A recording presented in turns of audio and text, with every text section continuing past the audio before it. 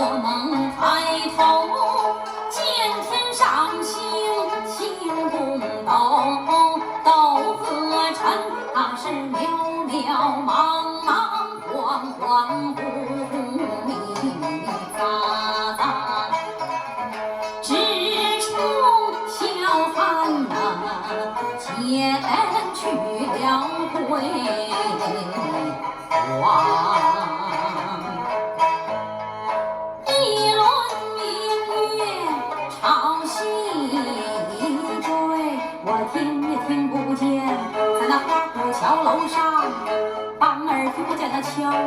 钟儿听不见那撞，锣儿听不见那筛呀，这个铃儿听不见那晃，那些至高的人儿他沉睡如泪，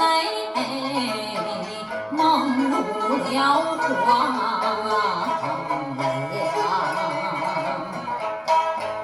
加上的荆棘不住的连声唱，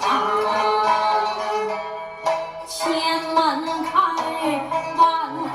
房，这才惊动了行路之人，急急忙忙打点着行囊，出离了店房，都奔了前边那一座村庄。玉梦出仓揭开来，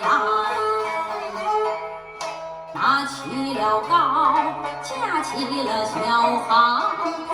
飘摇摇，光里光当，惊动了那水中的龙丝。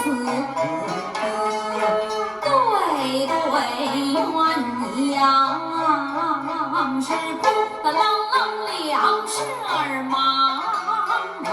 这才飞过了那扬子江。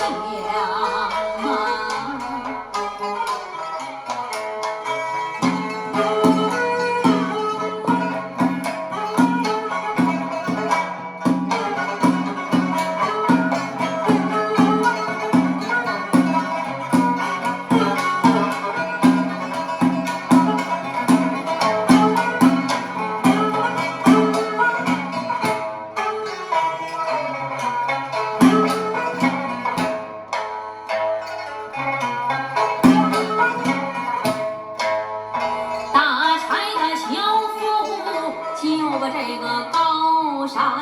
上，遥望见山长着青云云，照着青松，松藏不似云着山僧，僧在佛堂上把那木鱼敲得响叮当，他是念佛烧香。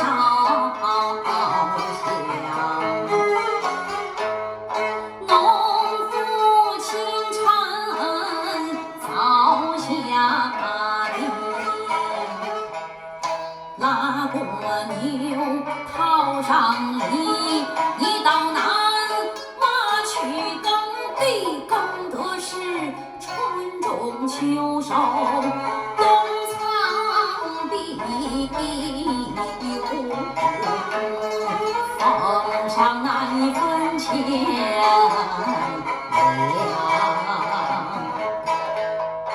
念书的学生走出了大门外，我只见他头戴着方巾，身穿着蓝衫，腰系丝袍，那么足下蹬着妇女，怀里抱着书包，一步三摇，绝不而藏。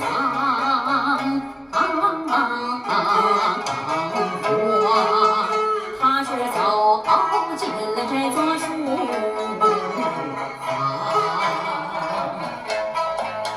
修房的家人要早起，我只见他面对着莲花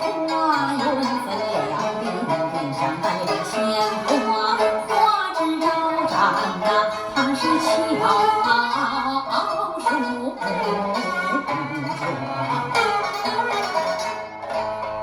母牛童儿不住的脸上长，我只见他头戴着斗笠，身开着蓑衣，下穿水裤，那足下蹬着草鞋，半挂藤鞭，倒骑着牛背，口哼短笛吹得是自然逍遥。